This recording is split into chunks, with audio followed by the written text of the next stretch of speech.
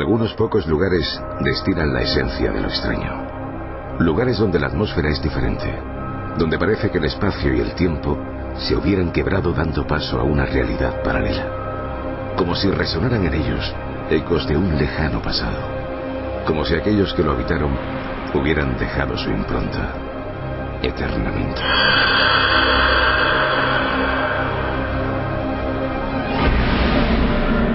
En este rincón de Suiza, el eminente psiquiatra Carl Gustav Jung pasó parte de su vida. Y aquí tendría encuentros con presuntas presencias del más allá.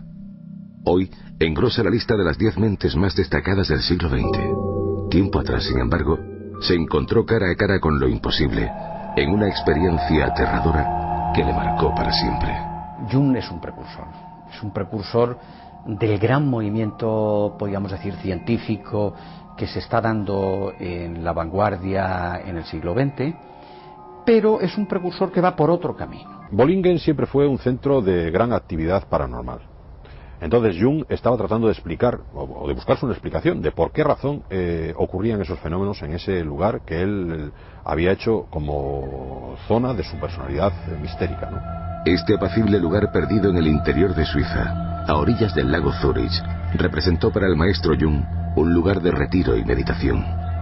En 1920, el discípulo más brillante de Freud decidió comprar este terreno y construir a su medida un torreón guiado por un viejo sueño de la infancia. Aquí escribió en completa soledad gran parte de su obra. La idea fundamental es un lugar donde se puede poner en contacto con los muertos, con sus antepasados y con aquellas figuras que de alguna manera le traen información del remoto pasado o del futuro, en fin, le traen una información desde lo inconsciente colectivo, y para eso tiene evidentemente que hacer descender su nivel de la conciencia para poder acceder a esos contenidos.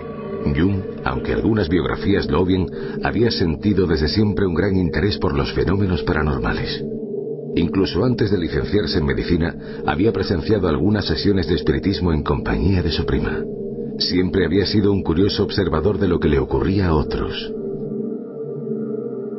Sin embargo, una noche de invierno de 1923, encerrado en su torreón, sucedió algo aterrador. Mientras calentaba agua al fuego, comenzó a oír una música que provenía de ninguna parte. Sentado en su sofá con la sangre helada, permaneció durante 1 hora escuchando aquella sinfonía inexplicable. Bollingen tiene una parte fundamental que se llama la capilla, aunque no es en realidad una capilla en el sentido estricto del término, en donde al parecer se concentra una energía extraña que hace de Bollingen un lugar especial. Apenas un año después, en la primavera de 1924, de madrugada le despertó el ruido de pasos que rodeaban el edificio.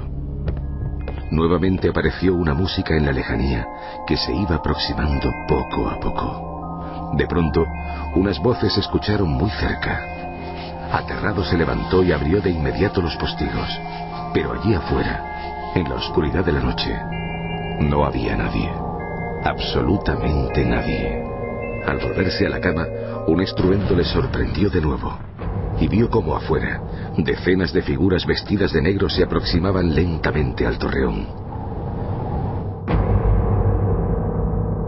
A la mañana siguiente, el guardián de la finca le confirmó que había escuchado lo mismo, y le dijo muy asustado que el ejército de almas de Wotan había pasado por allí. Jung reflexionó profundamente sobre aquella experiencia rotunda e indudable, y tras no pocas cavilaciones, daría con algunas claves. Evidentemente para Jung siempre es lo mismo, es un descenso del nivel de conciencia y atención a los contenidos de lo inconsciente colectivo, es decir, se accede a aquello que está pero que nuestras categorías conscientes impiden ver. Siempre esas apariciones tienen un contenido o un significado personal para el individuo, si bien tiene que recordar a un familiar muerto o tiene que atender a una realidad que preferiría negar, etcétera, etcétera. Hay una finalidad en la existencia de estos fenómenos paranormales. En un principio pensó que podría tratarse de duendes. Así lo reconoce en su biografía. Por ello, esculpió en piedra esta curiosa imagen dedicada al genio del lugar y la adosó a la pared del torreón. Pero los fenómenos no cesaron. Poco tiempo después, cavando en el jardín para realizar unas obras de remodelación, encontró algo sobrecogedor. A sus pies surgía el esqueleto de un soldado napoleónico que seguramente tras la batalla habría sido arrojado hasta allí por las corrientes del lago Zúrich. Jung lo desenterró y con sumo cuidado lo inhumó en su jardín, oficiando una ceremonia militar para apaciguar su alma. Aún así, los extraños fenómenos continuaron. En realidad, aquello, fuese lo que fuese, le perseguiría durante el resto de su vida. Con estas experiencias descubriría algo fundamental que le ayudó a escribir, y poco a poco, noche tras noche, en la soledad de su torreón de Bollingen, iría conformando su brillante legado, hasta su muerte en 1961. Jung se enfrenta con los muertos. ¿Quiénes son los muertos? Los muertos son una parte de nosotros mismos. Nosotros tenemos la extraña creencia de que cuando nos morimos aprendemos algo más, o que algunas de las verdades que ahora mismo en nuestra vida terrenal no vemos se nos van a revelar.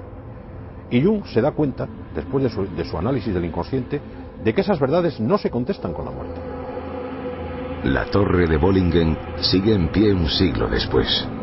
Las puertas y ventanas permanecen cerradas, quizá protegiendo el interior de miradas indiscretas.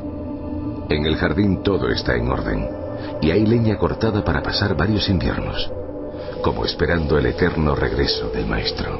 Hoy día la casa está cerrada, y no podemos saber si la casa está cerrada, pues a lo mejor porque es imposible vivir en ella, ¿no? Porque de alguna manera esos fenómenos de tipo poltergeist o de tipo paranormales que se daban, al parecer, tanto en el estudio de Jung como en esa pieza que se llama la capilla, y que al parecer se siguen dando allí, pues no han cesado.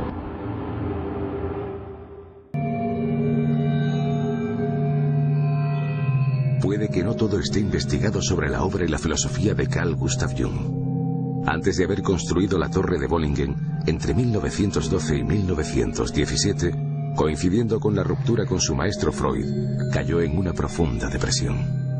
En soledad, sentado en su estudio a la luz de un candil, escribe de forma compulsiva día y noche cientos de páginas, como si estuviese repentinamente poseído por el espíritu de un sabio.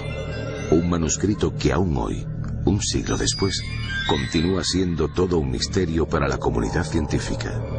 Es lo que se conoce como el Cuaderno Rojo. Su familia se niega a publicarlo. Parece ser que Jung se aproximó a los confines de la mente con el riesgo de perder su propia cordura. Pero, ¿qué claves ocultas podría contener este enigmático manuscrito? Precisamente en este periodo, viviría una de las experiencias más aterradoras de su vida, en su residencia de Kursnack. A principios de 1914, mientras regresaba en tren de un congreso a su casa a orillas del lago Zúrich, tendría una premonición, una visión devastadora. La guerra llamaba a las puertas de Europa.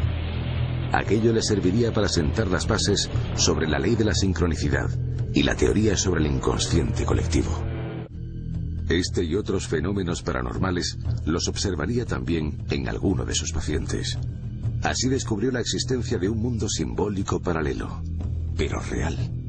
Más allá de desecharlo como haría su maestro Freud, aquello le llamó poderosamente la atención y se volcó en su estudio. Pero, ¿de dónde obtuvo Jung su conocimiento?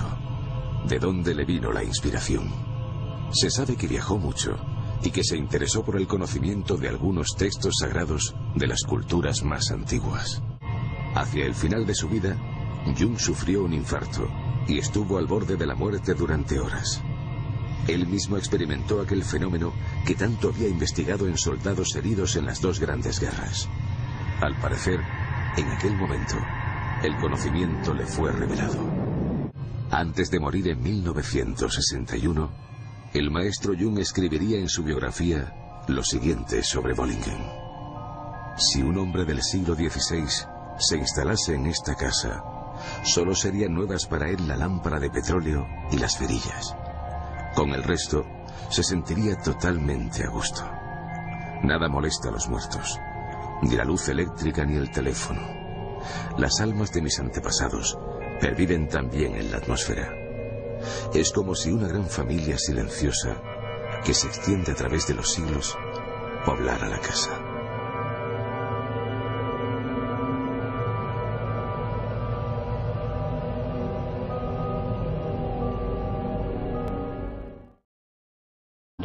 En la vanguardia en el siglo XX, pero es un precursor que va por otro camino. Bollingen siempre fue un centro de gran actividad paranormal. Entonces Jung estaba tratando de explicar, o de buscarse una explicación, de por qué razón ocurrían esos fenómenos en ese lugar que él había hecho como zona de su personalidad misteriosa. Algunos pocos lugares destilan la esencia de lo extraño.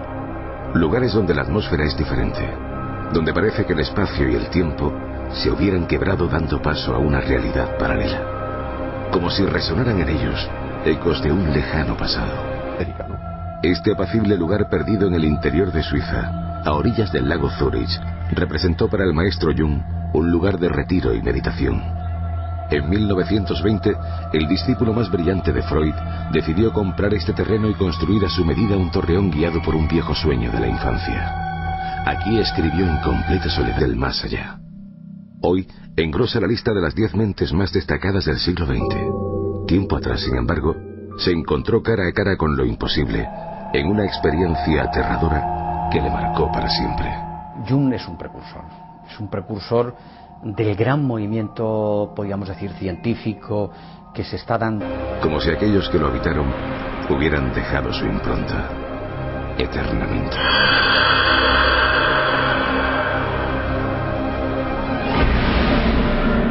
En este rincón de Suiza, el eminente psiquiatra Carl Gustav Jung pasó parte de su vida. Y aquí tendría encuentros con presuntas presencias